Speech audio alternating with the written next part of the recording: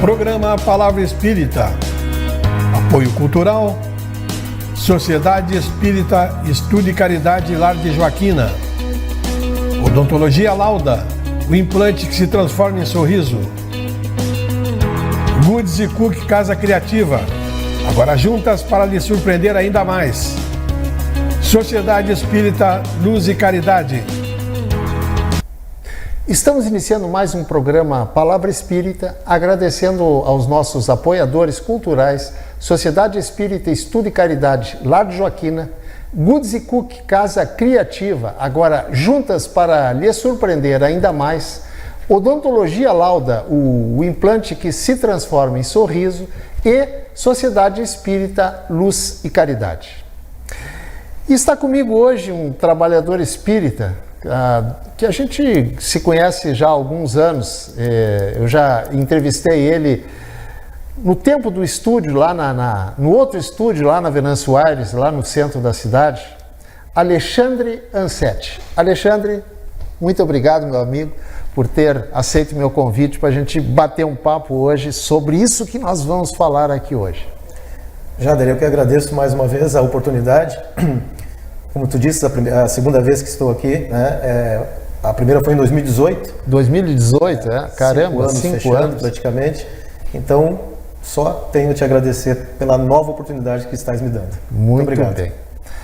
Alexandre, hoje nós vamos falar um tema que muitas pessoas sentem, são, digamos assim,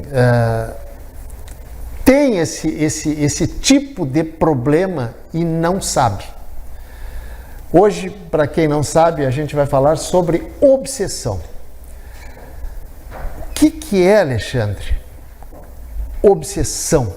E por que a pessoa sente alguma coisa e não percebe? O tema obsessão, Jader, é um tema bastante importante dentro da doutrina espírita. Por quê? Porque, segundo o livro dos médiuns, na questão 237, se não me engano, que fala exatamente sobre o tema obsessão, diz que é a interferência que certos espíritos podem exercer sobre nós encarnados, né? Porém, importante a gente frisar que essa interferência são de espíritos mal intencionados, né? Então, a obsessão se caracteriza por ser uma interferência espiritual de espíritos mal intencionados.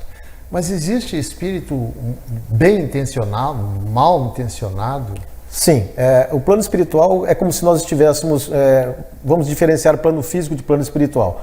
O plano físico nós temos aqui pessoas boas e pessoas não tão boas, digamos assim, e também pessoas más ou mal intencionadas.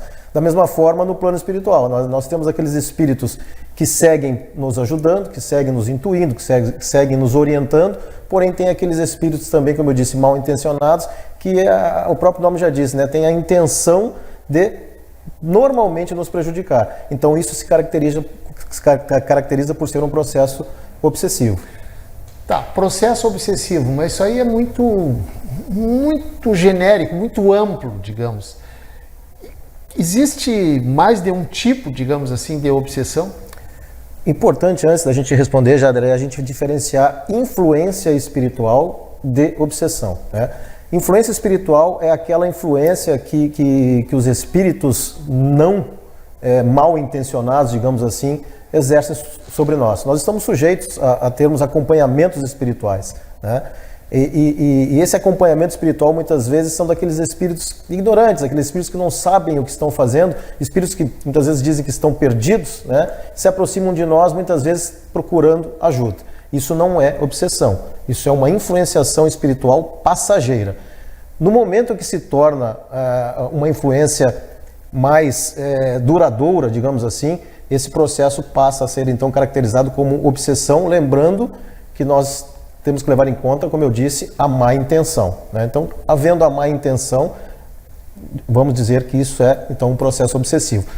Temos sim, a gente abre um leque agora até para a gente poder situar 3 tipos hoje, né, que nós podemos considerar de obsessão. A obsessão simples, né, a fascinação e a subjugação.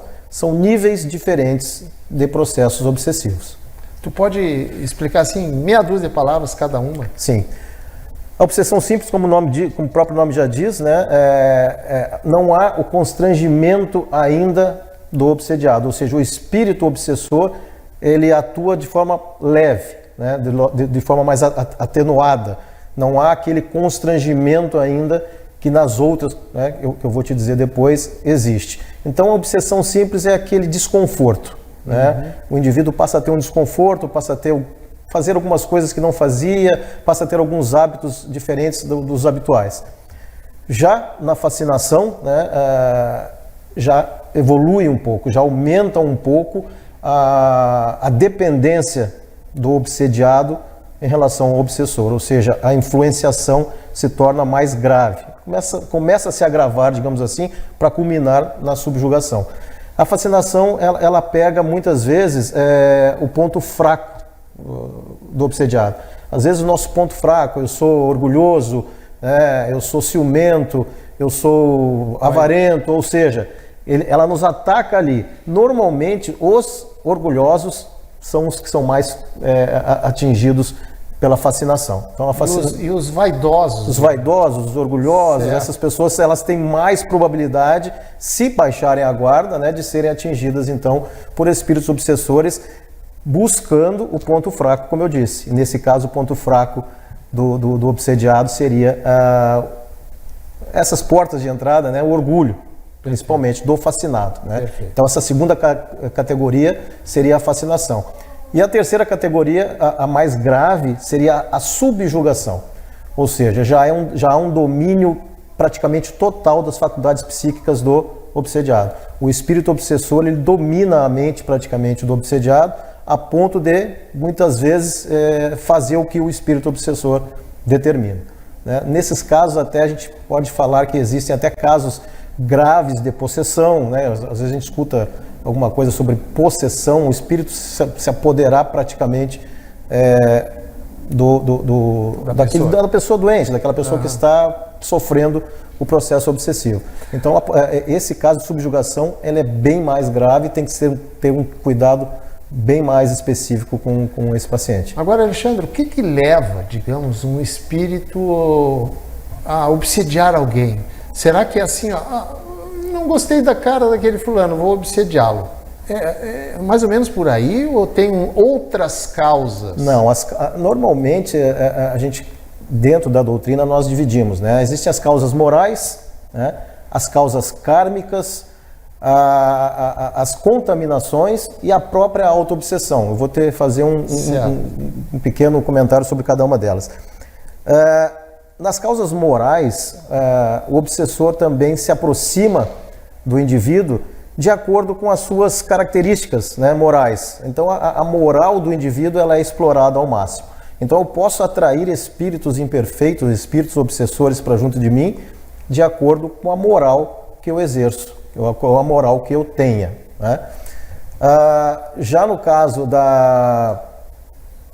das contaminações, eu frequentando lugares, né, onde a vibração é baixa, eu passando por locais onde eu sei que ali existe um nível vibracional muito baixo, eu posso me contaminar com entidades que estão vibrando naquela frequência. Porque hoje sabemos que nós somos energia, né? Então, ou nós estamos vibrando positivamente, ou nós estamos ali numa faixa neutra, ou nós estamos vibrando negativamente.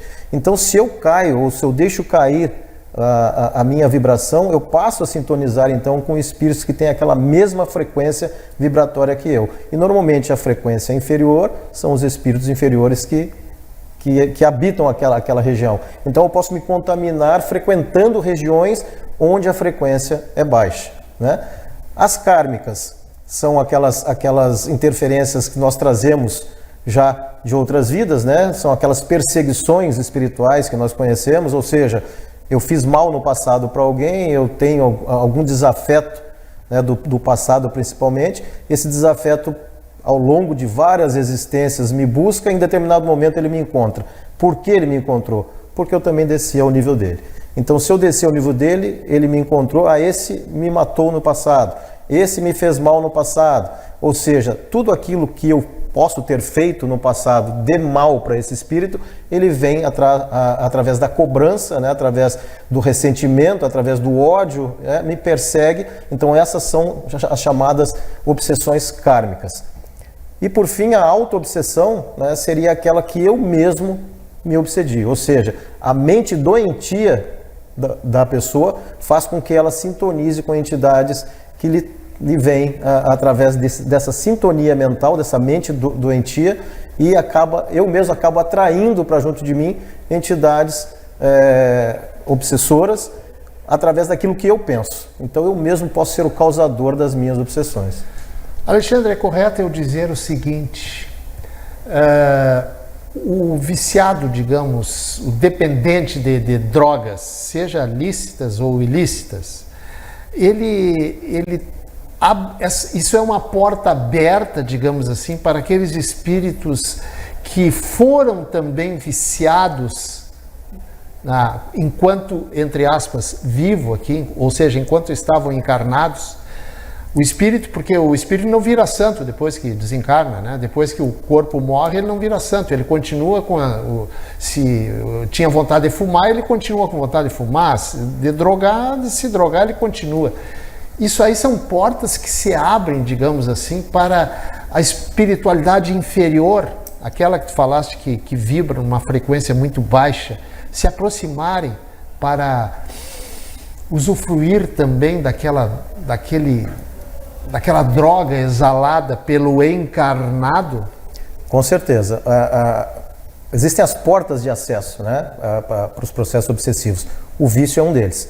Então, tanto o vício no fumo, no álcool, na droga, como você mesmo já adiantou, faz com que esse vício me torne uma pessoa suscetível a processos obsessivos, exatamente porque eu vou atrair para junto de mim espíritos outros que já no passado, né, fizeram uso dessas substâncias e sentem ainda no plano espiritual, atrasados que são, né, porque isso só acontece com, como eu disse, espíritos atrasados, mal intencionados, espíritos que não têm a compreensão ainda real, né, da vida no plano espiritual, digamos assim, e eles passam então a me acompanhar para sorver, né,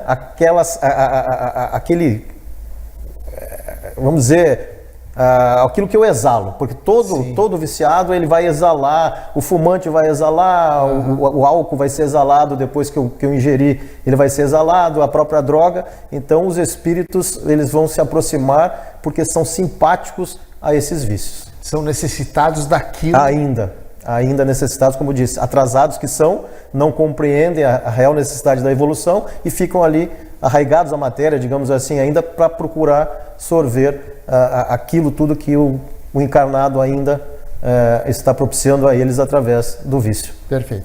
Alexandre, a produção me disse que o nosso primeiro bloco terminou, certo? Mas o nosso intervalo, quem assiste o programa, que tem o hábito de assistir o programa, é muito rápido e a gente, em questão de menos de um minuto, a gente já retorna.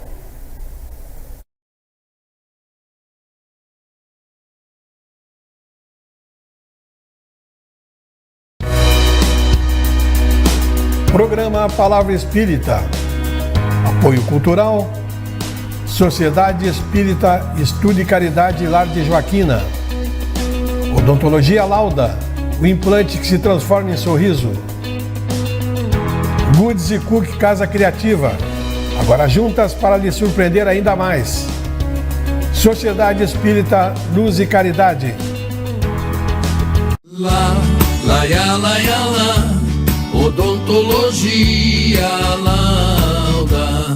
São 40 anos de alegrias, são 40 anos de profissão, são 40 anos de estudos, tecnologias e evolução. São 40 anos de histórias e belos sorrisos de várias gerações. São 40 anos de experiência, sendo testemunho de lindas emoções. Odontologia Lauda. Há 40 anos, o brilho do seu sorriso. Odontologia Lauda. O implante que se transforma em sorrisos.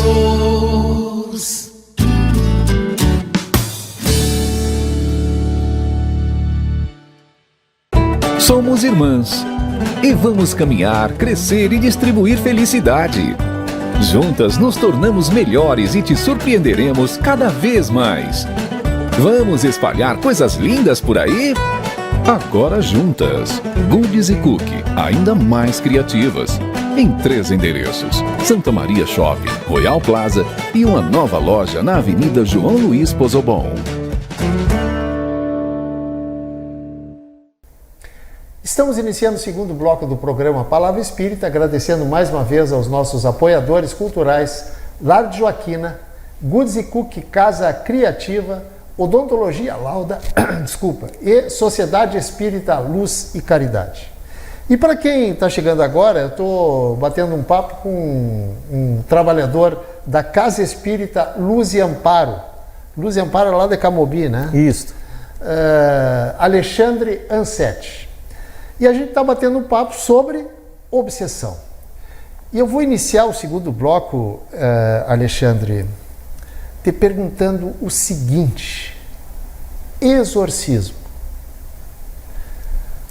Exorcismo é uma prática para expulsar, entre aspas, o demônio, certo? Que nós entendemos que demônio é simplesmente um espírito atrasado. Através do exorcismo, praticado por outras correntes religiosas, o espírito se afasta realmente? Deixa de obsediar aquela pessoa? Esse tema é muito importante e também é muito específico, né? O exorcismo, ele consta, como você já adiantou, da expulsão, né? Exorcizar significa expulsar, retirar, né? E quando é feito isso, normalmente sem o esclarecimento do espírito, é muito difícil daquele espírito aceitar. Então o exorcismo normalmente ele retira de forma abrupta o espírito do obsessor, do obsediado, porém esse espírito fica sem esclarecimento e dependendo do que o obsediado seguir fazendo, não mudar hábitos, não mudar atitudes, não elevar-se moralmente, não elevar-se ao nível, digamos assim, de frequência para tirar aquele obsessor ou aquele espírito que está com ele de perto de si, sem o auxílio do diálogo, sem o auxílio da explicação, sem o auxílio, digamos assim, da doutrina, da doutrinação. Hoje nós chamamos a doutrina espírita, ela tem os processos de desobsessão, né? Que se a gente for fazer uma analogia com o próprio exorcismo, seria parecido, porém, na desobsessão existe o diálogo, existe o esclarecimento, né? Existe o auxílio àquele espírito para que ele compreenda a sua situação e aquilo que ele está fazendo, ou seja, aquele processo que ele está infringindo ao obsediado, está fazendo mal para ele também, né? Então, ou seja, a gente precisa esclarecer. O exorcismo expulsa, retira de forma abrupta, mas não esclarece. Então aquilo pode acontecer no futuro, um tempo depois, aquele mesmo espírito retornar a incomodar ou a atrapalhar a vida daquela pessoa que estava sofrendo esse processo. Esse tipo de, falaste esclarecimento, o esclarecimento assim sobre que, por exemplo, não sei se tu pode... Sobre a condição, né? Sobre a sua condição, porque muitos espíritos, após desencarnarem, ainda não se encontram em condições de compreenderem, né, o processo do desencarne. Então muitos espíritos ainda se encontram em processos ali de estarem ainda atrelados à matéria e não se conscientizam que já estão em determinado local. Quer dizer, não se deram conta que já morreram, exatamente, que o corpo já morreu, melhor dizendo. E aí precisamos primeiramente esclarecê-los que ele já não está mais fazendo parte, porque às vezes ele passa a perseguir, né? A obsessão é um processo de perseguição, né? E esse espírito obsessor passa a perseguir o obsediado sem, muitas vezes, se dar conta de que ele está em plano diferente, que estamos em planos diferentes, né? Então esse esclarecimento, principalmente, é para que o espírito obsessor tome consciência da sua real situação e aquilo que ele está fazendo, mostrar a ele que aquilo que ele está fazendo não vai fazer bem para ele também. Ele acha que está infringindo o mal ao obsediado, porém ele é o, digamos assim, o maior comprometido. Ele precisa compreender que para ele seguir, para ele ter uma vida melhor, para que ele possa seguir o seu processo de evolução no plano espiritual, ele precisa deixar aquele indivíduo em paz, seguir a vida dele aqui, ao que passou, mostrar para ele que o que passou foi em outra vida, não mais nessa. O elemento que já está encarnado novamente está seguindo um novo caminho e ele ainda no plano espiritual não se conscientizou disso. Ele poderia também já estar trilhando um novo caminho reencarnado, porém aquela raiva, aquela busca por vingança principalmente, faz com que ele se atrase esse processo de evolução, então ele não tem essa conscientização. Então, normalmente, esse processo esclarecedor, no momento de uma sessão de desobsessão, é exatamente para isso, mostrar para o espírito a sua real condição naquele momento e como fazer para que ele possa sair daquela condição e alcançar um patamar melhor até para a sua própria existência. Perfeito. Eu te perguntei a respeito do espírito obsessor e do encarnado obsediado, correto? Agora é o seguinte, o encarnado, a pessoa obsediada, desencarna, ou seja, o corpo morre, certo? Ela passa para o mundo espiritual. O obsessor continua a obsediá-la, a obsediar o espírito desencarnante lá no mundo espiritual? Sim. Ou é só do mundo espiritual para o mundo material? Não, pelo contrário. Pode acontecer, né?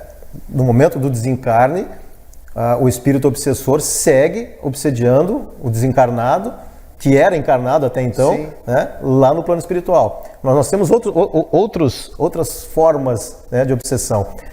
O que mais se conhece é de desencarnado para encarnado. É porque a gente acha que só acontece isso. A obsessão é só do espírito desencarnado para o encarnado. Pelo contrário, nós temos a obsessão de encarnado para desencarnado. Eu também posso obsediar um espírito que já está no plano espiritual. De que forma? Aquele cara me fez mal e eu sigo excomungando, digamos assim, como a gente diz, sim, né? Sim. Sigo, tomara que fique aí, tomara que nunca mais. Ou seja, eu passo aqui, né, do plano físico a desejar o mal para aquele espírito. Então, obsessão de desencarnado para encarnado, de encarnado para desencarnado. Lá no plano espiritual, ao desencarnar, eu também posso seguir sofrendo a obsessão ou obsediando. Então, obsessão de desencarnado para desencarnado. E existe a obsessão também de encarnado para encarnado. Ou seja, nós aqui no plano físico também podemos exercer influência sobre indivíduos que estão convivendo conosco nesse plano. Inveja, ciúme, uma série de sentimentos ruins que eu posso direcionar a determinada pessoa enquanto aqui no plano físico, isso é um processo obsessivo também, porque eu posso estar emitindo energias ruins para aquela pessoa e ela pode então ter a sua harmonia quebrada, ela cai ao nível de um obsessor e esse obsessor então passa a obsediá-la. Então tudo isso, né, tem todos esses caminhos existem nos processos obsessivos. Alexandre, tu disseste que o obsessor precisa ser, como é que tu falaste?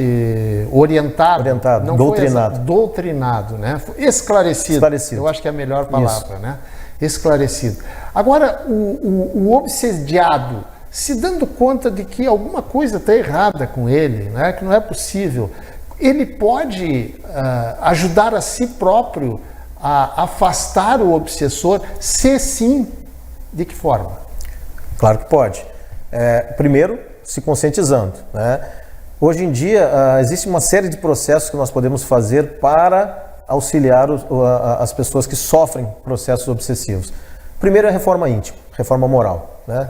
Sabendo que nós precisamos estar constantemente buscando nos reformarmos intimamente, isso já é um passo importante. A frequência é uma casa espírita, Jader, apesar da religião, às vezes a gente fala em casa espírita, a pessoa não é espírita, não importa. Se a pessoa acreditar e ter fé e ver que a casa espírita pode ser um local onde ele vai encontrar auxílio, a casa espírita ela é um grande parceiro nesse processo. Por quê? porque ele vai levar o obsessor para dentro da casa espírita e o obsessor também vai ouvir as doutrinárias, vai tomar o passe, vai tomar uma água, ou seja, tudo aquilo que a casa espírita oferece. Doutrinária, doutrina o espírito. Passes, vai trocar aquela energia deletéria que nós temos por boas energias, vai também tratar o espírito obsessor. A água fluidificada, ou água magnetizada, como queiram chamar, né? Que eu vou tomar no final das reuniões, aquilo ali também é um remédio que vai me auxiliar e ao mesmo tempo tratar, né, o obsessor. O que mais que a gente podia dizer? A terapia familiar, ou seja, a família precisa auxiliar também nesse processo, precisa compreender, né, que o elemento que está passando por esse processo precisa de auxílio. Então tem uma série de coisas que nós podemos, né, fazer auxiliar, mas acho que a mais importante é a reforma íntima, né, a conscientização, a reforma íntima e, se necessário ainda, procurar auxílio das reuniões, como eu te disse, de desobsessão, que também vão dar esse apoio, esse suporte. Agora, o médium. Tu é médium?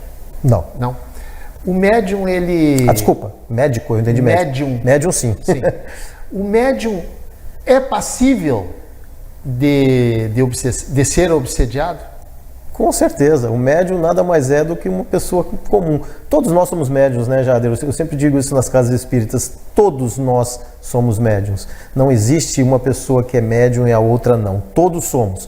Uns sabem que são e aceitam que são. Outros não sabem que são, mas são, né? Outros não querem saber que são, mas nós todos somos médiuns. Isso é importante da gente saber. E o médium, ele tem uma probabilidade maior de ser obsediado, por quê? Porque ele está imerso numa região, digamos assim, em que existe muita coisa a nível espiritual acontecendo. Então, para que eu seja um médium e consiga evitar os processos obsessivos, é fazer tudo aquilo que nós já conversamos. É trabalhar no bem, é manter-me elevado o máximo possível e saber que quando eu tiver algum tipo de influência, que eu consiga reverter essa situação através da oração, através do pensamento positivo, né, através das boas atitudes, ou seja, eu consigo sim reverter o processo obsessivo exatamente fazendo com que eu não tenha aquela proximidade com o obsessor, me mantendo elevado moralmente, espiritualmente, né, energeticamente, deixando então aquela gama mais abaixo para aqueles espíritos obsessores que ainda estão ali necessitados de ajuda. Mas eu preciso então entender que eu é que preciso sair daquela região, né? Eles podem me encontrar? Podem, se eu cair. A nossa vida é uma senoide, ora nós estamos em cima, ora nós estamos embaixo, isso faz parte da nossa vida. Né? São as provas, são as provações que nos são impostas a todo instante. Então, ora nós estamos em cima, ora nós estamos embaixo. No momento que estivermos embaixo, precisamos ter a consciência e saber como levantar. E quando estivermos em cima, precisamos ter a consciência de nos mantermos o maior tempo possível naquela posição. Alexandre, aqui em televisão o Desmancha Prazer sempre é a produção, né? E ela me comunicou pelo ponto que o nosso programa terminou. Mas antes de terminar, propriamente dito, se tu quiseres deixar uma mensagem para os nossos telespectadores, a câmera 3 ali é toda tua. Obrigado. Bom, como nós conversamos aqui, então, com relação à obsessão, é importante, né, que a gente tenha essa conscientização que existem dois mundos, o mundo físico e o mundo espiritual. Para que haja uma interação pacífica entre esses dois mundos, é importante que nós compreendamos a real necessidade de nos mantermos elevados moralmente, como já foi falado. Então, temos condições sim, de sermos muito melhores do que somos hoje, moralmente falando. Então, que a gente procure exercer a reforma íntima constantemente, diariamente, para que atinjamos o mais rápido possível, né, um patamar X que nós vamos deixar de lado essas interferências, essas influências, para podermos ter uma vida, então, um pouco melhor. Que espero que tenha sido proveitoso a nossa conversa. Agradeço, Jader, mais uma vez a oportunidade e que o teu programa tenha sempre o sucesso que já faz hoje, que seja um sucesso muito maior daqui para frente. Muito obrigado, muito obrigado. E eu agradeço a tua presença aqui sobre esse assunto que eu reputo de muita importância para o esclarecimento de não espíritas e principalmente de espíritas, que se dizem espíritas, mas não estudam e de repente são obsediados e nem sabem disso. Certo, Alexandre? Muito obrigado e com certeza até uma próxima oportunidade que ela virá com certeza absoluta. Gente, com essas palavras estou encerrando o programa Palavra Espírita, agradecendo mais uma vez aos nossos apoiadores culturais, Sociedade Espírita Estudo e Caridade Lar de Joaquina, Goods e Cook Casa Criativa, agora juntas para lhe surpreender ainda mais, Odontologia Lauda, o implante que se transforma em sorriso, e Sociedade Espírita Luz e Caridade. Por hoje era isso, um abraço, continue conosco e até o nosso próximo encontro. Tchau! Programa Palavra Espírita. Apoio Cultural, Sociedade Espírita Estudo e Caridade Lar de Joaquina. Odontologia Lauda, o implante que se transforma em sorriso. Goods e Cook Casa Criativa, agora juntas para lhe surpreender ainda mais. Sociedade Espírita Luz e Caridade.